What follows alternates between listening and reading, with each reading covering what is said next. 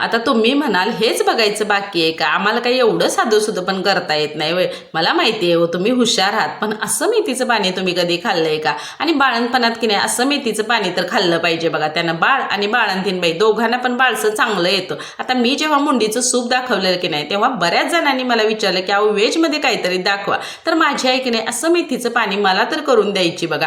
मेथी त्यासाठी की नाही बारीक चिरून घ्यायची, मग तेल घातलंय मी इथं भांड्यात आणि तेवढ्यात की नाही आमच्या ओट्यावरून शेजारचं पोरग खेळताना पडलं आणि त्याने एवढ्या जोरात भुंगा पसरलेला की नाही. मग पहिलं जाऊन त्याला उठवलं आणि त्याच्या आईच्या ताब्यात दिलं. तोवर तेल एवढं तापलेलं की नाही, मग त्याच्यात जिरं मोहरी टाकली, पटकन लसूण घातला आणि खूप सारा बघा लसूण घालायचा. लसणाचा वास एवढा भारी येतो की नाही या भाजीला. नंतर मेथी घालायची, चवीपुरतं मीठ, थोडंसं शेंगदाण्याचा कूट घालायचा आणि पाणी घालून की नाही 5 मिनिटं भाजी बघा शिजवून घ्यायची. भाकरीचा वरचा पापड की नाही तेवढा आठवणीनं काढायचा, नाहीतर मग बाळाच्या पोटात दुखतं असं म्हणतात. मग भाजीच्या पाण्यात की नाही भाकरी अशी चुरून खायची. चवीला असली भारी लागते की नाही आणि तोंडाला पण चव एक नंबर येते. तेव्हा आपल्या लाडक्या मैत्रिणींना हा व्हिडिओ शेअर करा आणि सबस्क्राईब करा बरं का.